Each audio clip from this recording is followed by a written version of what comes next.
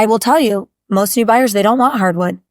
They want a surface that is going to be indestructible, waterproof. They want their pets. Yeah. They want their kids to do whatever they want. I mean, literally appliances are the biggest thing. And I'm like, listen, they're not that expensive, but like, we don't want to deal with it. Yeah. We don't want to deal with anything.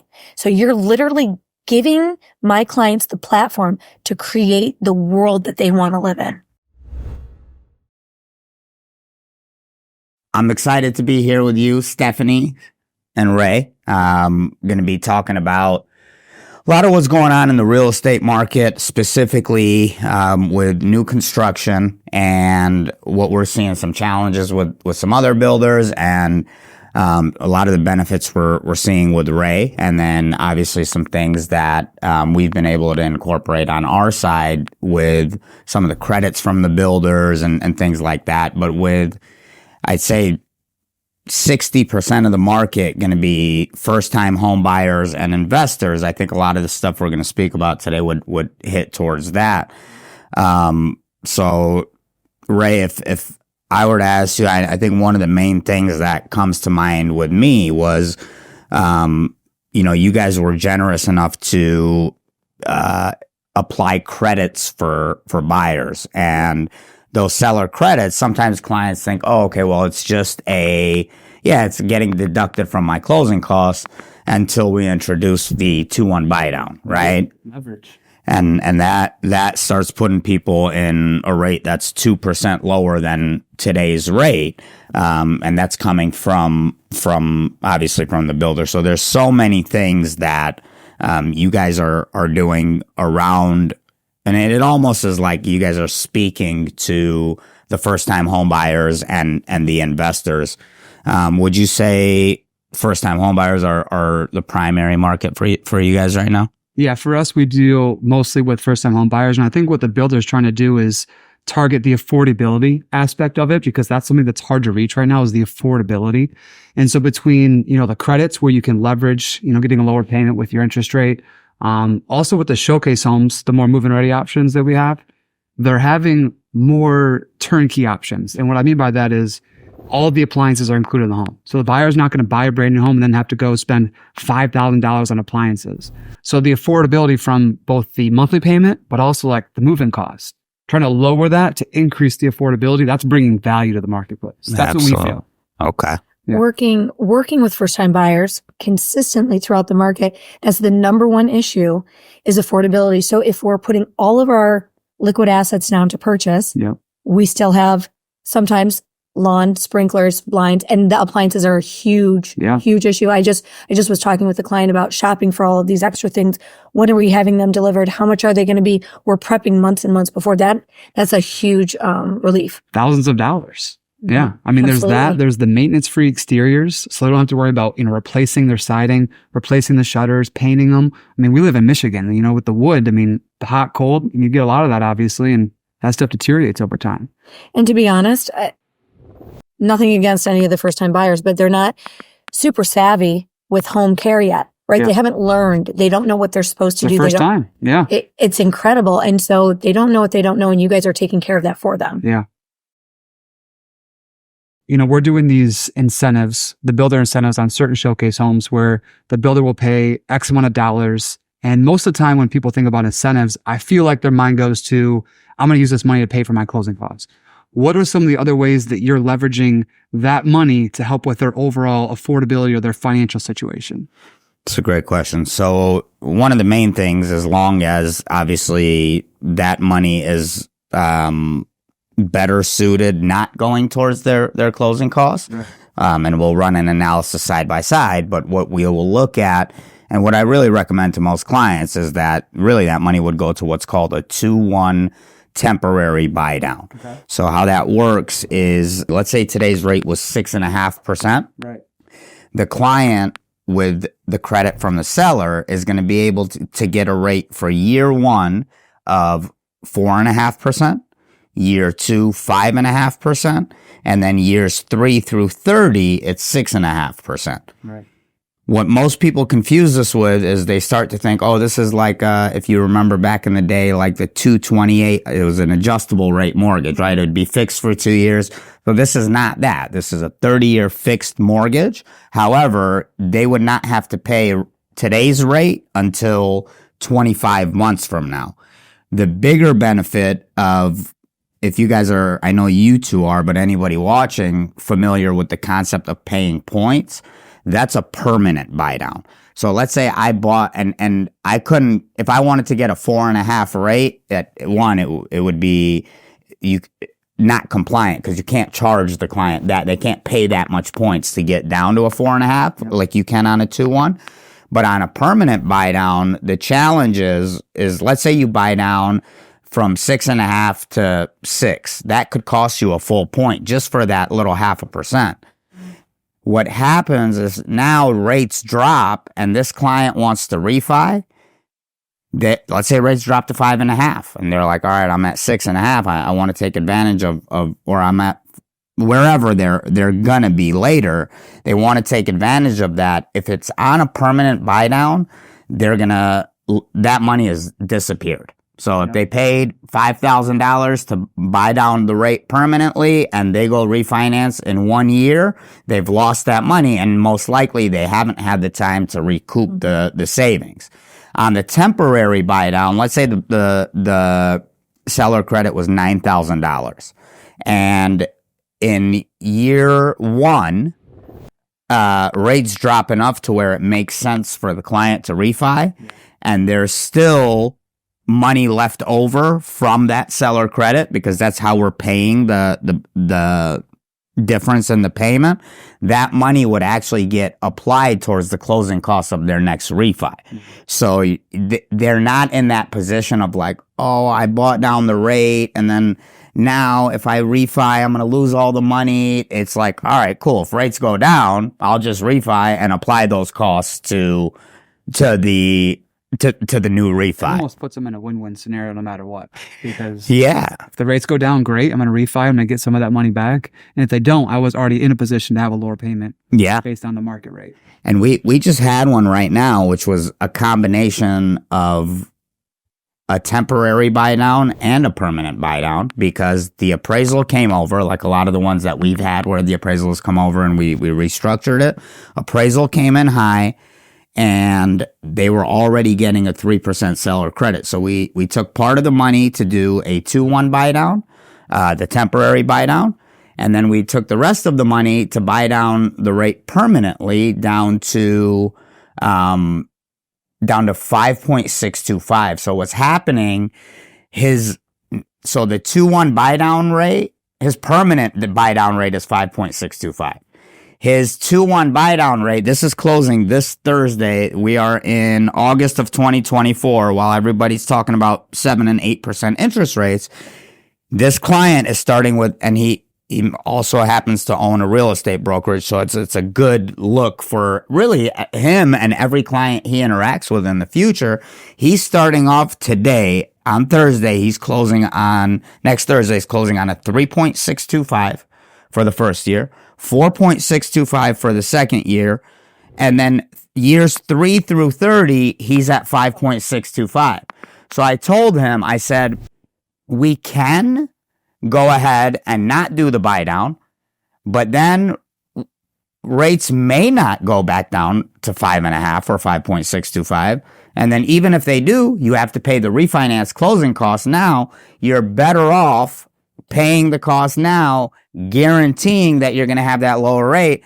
Imagine, the highest his rate will ever be is 5.625 in a market where rates are in the mid to high 7s. So when I'm with clients and we're standing in a house and we're talking about, hey, this is the buyer credit, this is coming from the builder, this is what we're going to do with it. And they look at me and their question to the realtor is, what's that going to save me? What's the amount?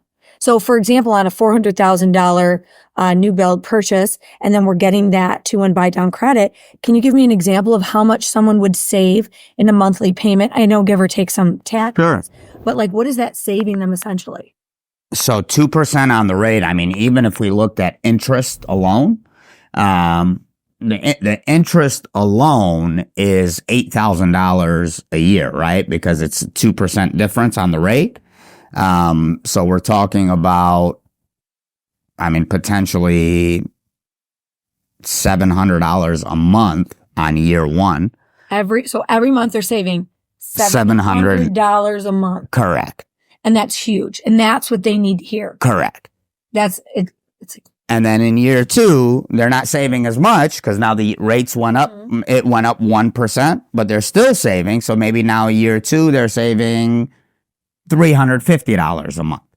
And then until it reaches that year three, that's when it would hit and people say, oh, well, it's at year three, it's going to go to this rate. Okay, but they were going to pay that rate today, right?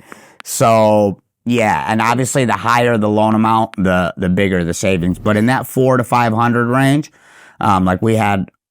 I have the most 2-1 buy downs with you. Actually, me and you did a 3-2-1 buy down, that was incredible. Any leverage though we get. Yeah. And of course the money isn't even coming from the client. Correct. The money's coming from the builder. Right. That's the sweet spot here. Yeah. And I think when we collaboratively are coming together to solve this affordability issue, it's okay, Ray and their side is coming in with the credit. They're coming in with these costs that we were talking about. And then even for you, now you're looking at the client and saying, okay, well, I know you want to be in this area, but is $8,400 a year worth it to be here instead of, whatever area that they're looking at? And from what I've understood is that you guys are the number one builder in Michigan that's not like a national. Units wise in Michigan, yes. Okay. Yep. They do around 800 to 1,000 right now per year. Wow. So, okay. So that's incredible. Yeah, it's very nice. And most first time buyers, if you have anybody with an option, they want new construction. Yeah. They want that maintenance free. They want to do nothing but live in their house and make it pretty for the next 15 years. They do not want the upkeep. It's an incredible option. And to your point on that, which I think is, and I'll, Ray, you'll elaborate on it for us, but I was reading something, and I think the stats were 90% of homes being built right now are going to have structural issues within the first 10 years. Structural issues, we're talking about, they don't want to do a little bit of work. Imagine their basement collapses or, So what you guys, I know, have put some sort of warranty together, which was amazing when I read it. Can you tell me a little bit more about that? Yeah, really simply, it's 2 different warranties. You have a 1-year warranty. It's a whole house warranty. That's gonna cover some of the settling that's going to take place with a brand new home. So that's for the first year. And then on top of that, there's a 10-year structural warranty. Okay. So your foundation, your framing, the structural components of the home are covered for 10 years. Wow. There's 2 different warranties, and up to 10 years, you're covered structurally. And we've seen the things I've experienced myself in a new build.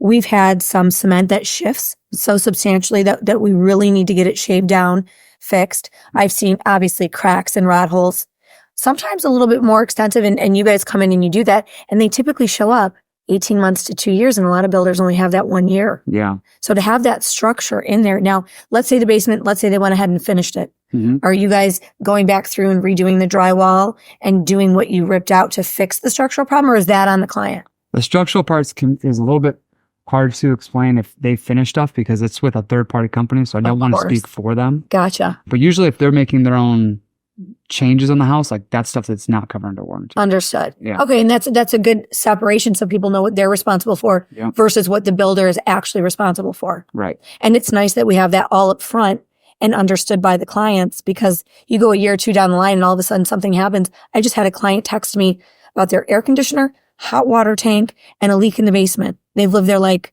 2 years. It's a lot at once. Yeah. And so to understand this up front is going to alleviate a lot of stress for homeowners. Yeah, they give a whole booklet on the 10-year structural warranty and then the 1-year warranty as well. And it's awesome. I'll have all the information. I love it. Yep. Nice.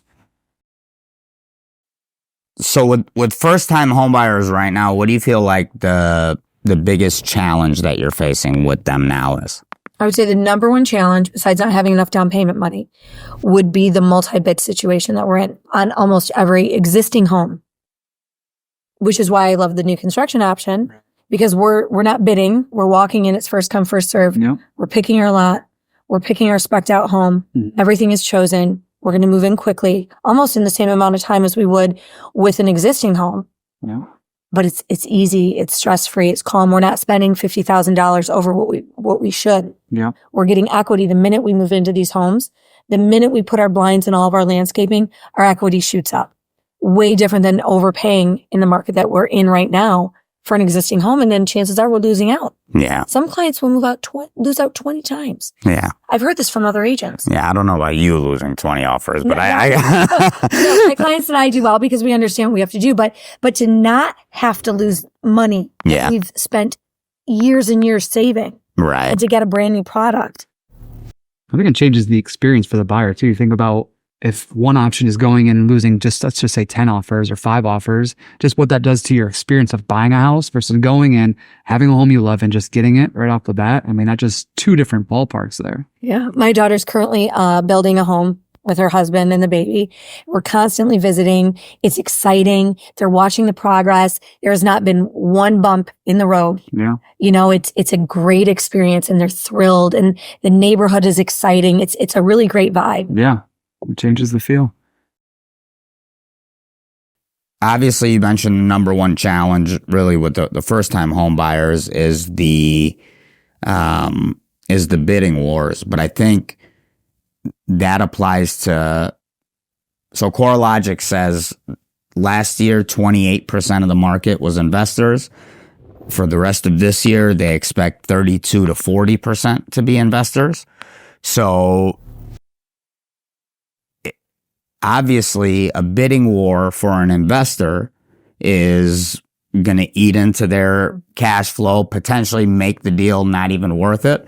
And then especially, right around here, they're going to pay top dollar and potentially not be able to cash flow on that property. If talking to your investors, what benefits do you see with them buying new construction rather than just some of these old homes over here? Well, cost to maintain is number one. There is literally zero maintenance for these homes. So they're making their investment. They know what to expect and they can consistently project that cash flow moving forward, knowing that we're not doing a furnace or an AC or all of a sudden we have to put on a $20,000 roof. We just don't have those issues. So it makes that investment so much sweeter. And we're not overpaying. Right. So we just killed both of the issues that really ruin most of our investment deals, where it just takes that. I mean, it can be $50 over and the deal's done. Right. That return of investment, it's gone. So in this case, we're really preserving that with the new construction. Yeah. And even from, obviously, that what you're saying could be just from the investor saying it's not worth it, or we're familiar with the DSCR loan, right, which is a debt service coverage ratio, but that loan is no income verification. It's 100% based on what's the fair market rent. Is the mortgage payment lower than what the fair market rent is? Mm-hmm. And as long as it is, that's been our investors' favorite product, even if they can qualify conventional. And also a lot of investors, we know, have a ton of write-offs. Maybe they don't show as much, which is okay. But then we have a product, especially in a high rate conventional environment, these non-QM rates are not significantly higher. When rates were in the 2s, some of these non-QM loans were in the 6s and 7s. It didn't make sense. Well, now you got a conventional loan at 7.5. You could do a 8.5% interest only on a DSCR. Your payment's actually almost the same. The reality is, if you made additional payments on the interest only, you'd actually pay it off faster than the lower rate, because keep in mind, on the interest only, every time you make a payment, remember, you're only paying off on interest, the loan re-amortizes every single month. So the way that the interest ends up calculating, or the amortization table, that investor could actually, if that was the goal, get the house paid off quicker than they would even with a standard conventional mortgage. And similarly with buyers who love maintenance free, people who lease, they want efficiency. They want lower monthly bills. We've got a super efficient home with you. Yep. windows are top of the line. We've got the up-to-date installation. Everything is what it should be. And so you can lease that for more money on top of the fact people want new. So an investor choosing to build, they're going to get a higher rate of return just because it's new, because that's the type of clientele. It's not like 3 or 4 kids in the city coming together right before school. I mean, families will pay top dollar. It's a great investment. I love that. That's a very good point. With first-time homebuyers and investors being really that majority of the market, it looks like obviously a lot of the stuff you guys are doing is geared to them. What are some other things that really stand out to those buyers so that Stephanie and I can have a better because she's got a network of investors. I've got a network of investors. She's got a ton of first-time home buyers. So obviously there's so many things that encompass into this, but what would you say if you could only pick one is your biggest message to first-time home buyers and then to investors? Yeah, I would say it's cost, but the angles of the cost. Okay. So Stephanie mentioned it, like the lower utility bills. That's one angle of like the total cost of home ownership, whether you're trying to cash flow on a house or you're making a monthly payment on a house. Like the cash flow matters. Yeah. So there's the angle of the utilities, having the lowest amount of utilities you can have. These homes are above the threshold of what you need to be for energy efficiency in a home. Mm-hmm. They build above the threshold. Mm-hmm. It's threshold. It's not like a code. Sure. It's like there's threshold you have to meet. And then there's the part we talked about earlier, which is the affordability from buying down your interest rate to have a lower monthly payment. So there's that part. And then there's the move-in cost, having all the utilities already put in the home. I mean, just not having to pay those upfront costs that sometimes you have to incur with a new construction home. You're just lowering each and every bucket, if you will, to lower the cost and having something that's more affordable. Love it. It's incredible, Paul. So I have a question for you. Yeah. In terms of timing, a lot of my buyers and investors, they're like, let's go. I want it now. Right. How quickly or how long is the process for you? Yeah, that's a really good question because I think the thought process behind new builds is waiting a really long time. And the way we do it is very different. So I'll just kind of put it out like this. If you think about us building 800 homes per year, mm-hmm. we do about 70 to 80% of those homes as showcase homes, the spec homes, the homes that are ready sooner than later. The message here has to be that the options that we have available are not, waiting 10 months, 12 months to a year. It's these homes are ready in 30 to 60, 90 days and people can move in sooner than later. That's perfect. Yeah. I love those options. So, Ray, from beginning to end, a lot of our first-time buyers have no idea what to expect from this experience. Yep. So if I bring a first-time buyer in, we're gonna look at one of the spec homes. We're gonna get excited. We're either gonna choose one of those. Yep. And let's say we go that route. Yeah. Okay. Tell me a little bit about the process of a first-time buyer purchasing one of your products. Yep.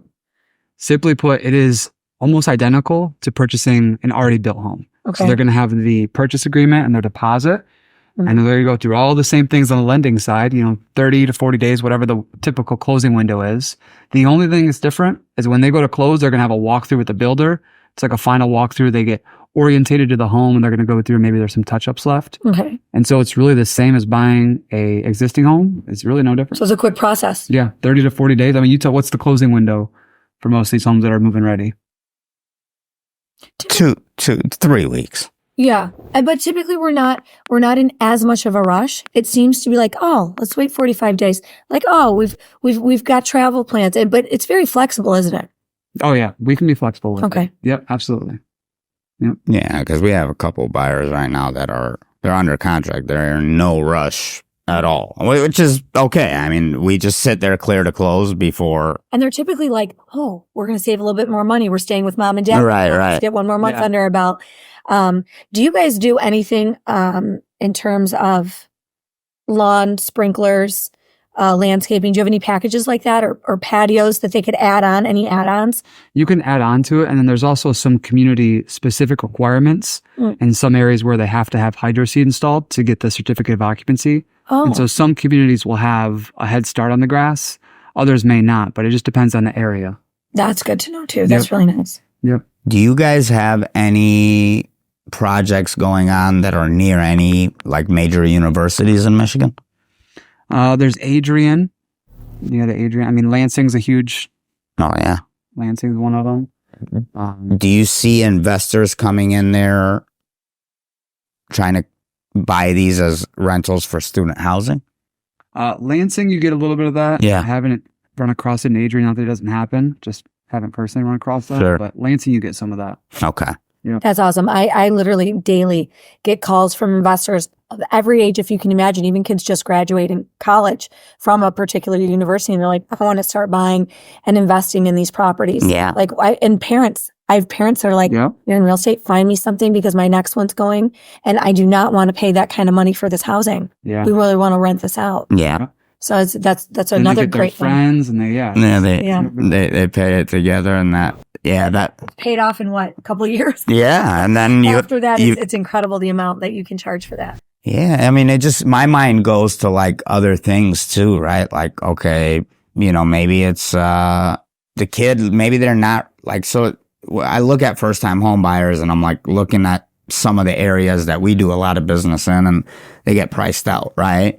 Where I think some of these homes are nicer than some of the stuff that we're seeing here, and way more affordable.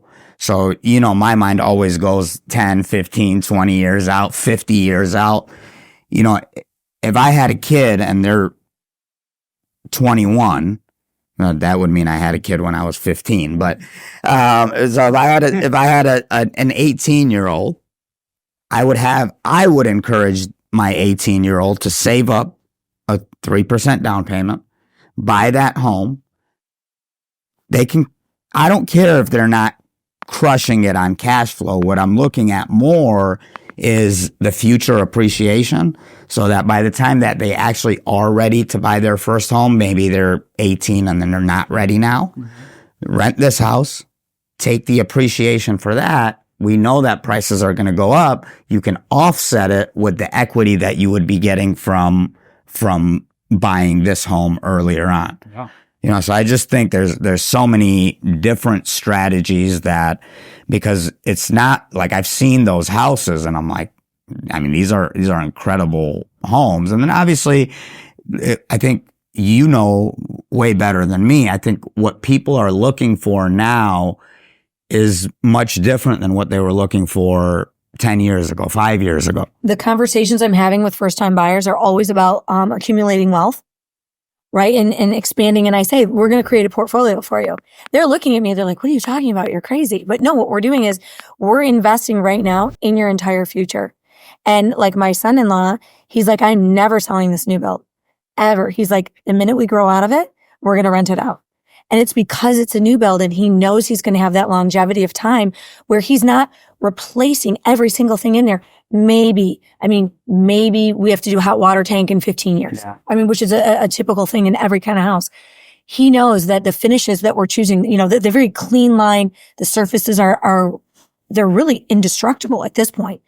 So he knows that that's a really great thing. So that's what we're doing with these first time buyers is we're talking about in the future, you're going to be a landlord.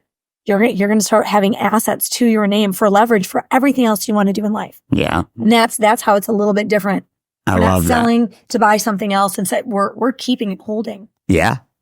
And to your point, I would highly encourage that, right? And I think even at that point, even if you wanted to hold, you still tap into the equity, pull out a little HELOC. Yeah. Go use that as the down payment, because like they could come on every year, Susie Orman and whoever they want, and they can keep predicting 180,000 more residential real estate crashes. Is very simple let's take all the weird stuff out of it. And at the end of the day, just basic supply and demand. We just have way too many buyers compared to the homes that we have. Obviously going to cause prices to go up. When rates go down, that'll cause it to skyrocket. And I feel like the equity play on that, because especially with first home IQ, like all that stuff that we're doing with the financial literacy for the next generation, a lot of that, so many of them are convinced that they're never, ever going to be able to buy. And then we have solutions like this. And it's, to your point, it's not like your son-in-law's already thinking forward, okay, maybe we're going to live here 5 years, 10 years, it'll be a rental. And most people that I know that built portfolios, I mean, not everybody just has hundreds of thousands or millions of dollars to just go invest. Most people that I know that built their portfolios did it 5% down, turn into a rental. 2 years later, 5% down, turn to a rental. Continuing to do that. And, you know, they don't have to have 500 homes, but you have, you know, 10 homes in a 20-year period that now have, some of them are paid off because of the rent. It really is, you know, we start talking about wealth accumulation. I don't even want to start getting into too much of it, but it's then also what else can be done with that money, right? All the stuff we talk about in there. So I think there's so many plays, and I think for me, and you know, it's going to be different because I don't know exactly who it will attract, but like this is something I really want to talk to, you know, the 18 to 25 year olds who just are convinced that owning a home is never going to be a thing. Or if they do think they are going to own a home, they're convinced it's going to be a tiny home, which those are becoming more of a thing too, right? So, I think this is a big thing for them, because when I look at, again, 2-1 Buydown on the payment, we're starting to talk affordable payments, that the houses are more realistically priced. I mean, for them to be new builds and be at the price that they're at, I think is probably a huge reason it's attracting first time home buyers and investors. What are the what's the average price ranges you're seeing on like the more common builds? Yeah, it ranges just because the areas are different. But Sure. I would say if you had to give it like an average, somewhere between 300 to 350 is Okay. the average price point. That may be vague, but the areas just vary some. Yeah. So it can be tough. So leading into that, so we talked a lot about first-time buyers and investors. Well, I know you've got some, I call them move-up buyers. They've already had their first home. Yeah. They're looking to move. You know, I know that you guys aren't necessarily right in the middle of cities. You've got some land sometimes. My clients are like, I want land. Right. I want chickens. Yeah. I want my kids to be able to run and play soccer. So we've got that move-up buyer that's now looking for, you've got one development that has an acre Yep. on every single lot. Yeah. Oh, really? So I remember that I toured one of your custom built homes, Yep. and they had children and the whole thing. So we can't forget that we have established families that are specifically looking for your product Yep. with your warranties, your buy downs, your yards, Yeah. communities, and everything that these communities are offering in the locations that are just a sweet spot for so many of our buyers now. Yep. They're sick of the city. They really want to move out. They want some land, and your product is perfect for that. More people are willing to commute, I think, now more than ever to get more bang for their buck, if you will. And there's that one community that we visited at that had acre lots. Yeah, those are great properties. You can get up to 3,000 square foot in a home there. So you don't have to be a first-time home buyer. There's options for other people that, you know, want more in a house. So there's different options available. Yeah, and we can't forget that everyone is looking for buy down money or closing cost money. Every person, it doesn't matter what price point. Right. We all want it to be more affordable. Yeah. Right. And we all want it to be energy efficient. I mean, if I hear one more time how much my electric bill is from my husband, Yeah. you know, so we all want these costs to be down. So Right. I'm loving your product. It's great. I can't tell you how many of my friends have moved to areas like Oxford, Holly, and these are all people that I grew up with right here. And to Ray's point, they are all willing to commute because, like, I feel bad. Like, I'm happy I don't have any kids right now because my backyard is about this big, right? So if that was my childhood, I would have been like, I would have hated being a kid. I wouldn't know like what, literally, if you guys know where Shenandoah is, my backyard was like the size of a football field, right? So it was, but I'm hearing more and more, like a lot of my friends are moving out to these areas, starting their own farms. Whereas Melissa, she's got chickens at her house, right? But I think, you know, without getting too much into, you know, because I'm not the pro in how much chemicals and poison is in our food, but I think we can agree that the best stuff is not in our what's put in our food. And I think people, especially the younger generation, are way more health conscious than, and I think it's bleeding into older generations too, but they're like very educated on these things, and not to say like it's not a bougie thing. It's truly health conscious that they're like, no, I want my own eggs, I want my own meat, I want my own, whatever it may be. And I think that trend will only continue more the more that, I don't know if it's the government, gets exposed on like the BS that's in our food, right? Like simple things. When I was in Europe, like you look at a box of cereal in Europe, it's got like 3 ingredients. You take that same cereal here, Fruit Loops, and it's got this dye, this dye, this dye, this dye. And I didn't know, like, it causes head banging for children and all these different things.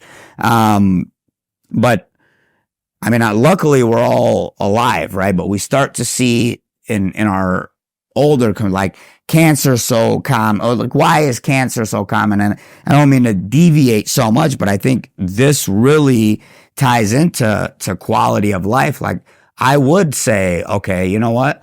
I would drive 45 minutes to work every day if I got to come home. My kids could go play in the field. I'm going to make one of them, go take care of the chickens and teach them those sort of things, have a garden going.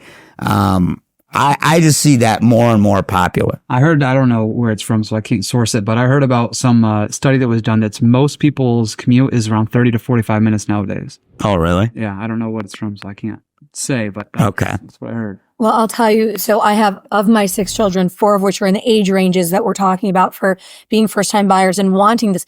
These kids are researchers. Mm-hmm. They have Google. They have ChatGPT. They have resources that I didn't have. I didn't know how to look this stuff up or learn from it. So we're talking about educated consumers and energy efficient. They want green. They want fresh. They don't even mind that there's wells, right? We're like, oh, it's in a well community. Great. Because now we can put a filter and we're feeling safer. So all of the knowledge that these kids have make them so much more educated, and working with a knowledgeable consumer, whatever the age is so refreshing. Agreed. No, they know, you're right. By the time, I think there was a study that I was reading, I think today's consumer is 80% through the sales process by the time they get to us. Oh, I bet. Because they've done so much research. They've done the chat GPTs. And I think a lot of them have really started to get specific about, like a lot of non-negotiables for them. I know it's their first time and they don't, but there is a lot of things that they know that they do want. And obviously you do a great job of saying, okay, well, we can't have everything, right? Let's pick the things that are non-negotiable, and then some of the things that we can budge on. But I just see that, and I could be wrong, but I just see it becoming more and more of a thing for this younger generation, and not only for the younger generation. I think everybody's trying to be more health conscious, because to your point, where were we going to get this information from before? Go to the library and start picking out random books, trying to find which one it is. And now it's more about like people, I mean, social media could be a blessing and a curse, but there's the blessing in it is that, oh, this doctor is telling me like, yeah, no, eat this, and this. But obviously everything we were taught was the opposite. Exactly. We were going with the trends and the flows. Correct. But what Ray's doing is, and you bring up those non-negotiables. And so Ray's company is saying, we know what your non-negotiables are as a buyer. And as a builder, we're going to give you those. We're going to give you your structural warranties. We're going to give you maintenance free so that you can spend time with your family, so that you can garden and hang out and do your kids' sports and talk to neighbors and have some relaxation time that we've lost. Yeah. We're willing to drive to work. Yeah. But that's because we're willing to have a less interactive experience with our needy house, right? Our house has become our oasis. We're making these compounds. And then the new construction is making it available to us to make our scene of what we're seeing in our minds an actual reality now. Yeah, that's a good point. Good way to put it. It's true. I mean, that's what you're providing. You're providing the luxury vinyl flooring or the laminate. Yeah. I will tell you, most new buyers, they don't want hardwood. They want a surface that is going to be indestructible, waterproof. They want their pets. Yeah. They want their kids to do whatever they want. They want those. I mean, literally appliances are the biggest thing. And I'm like, listen, they're not that expensive, but like, we don't want to deal with it. Yeah. We don't want to deal with anything. So you're literally giving my clients the platform to create the world that they want to live in. That's very well Beautiful. said. That's very well said. Yeah. That might have been the clip of the century right there. I like that one.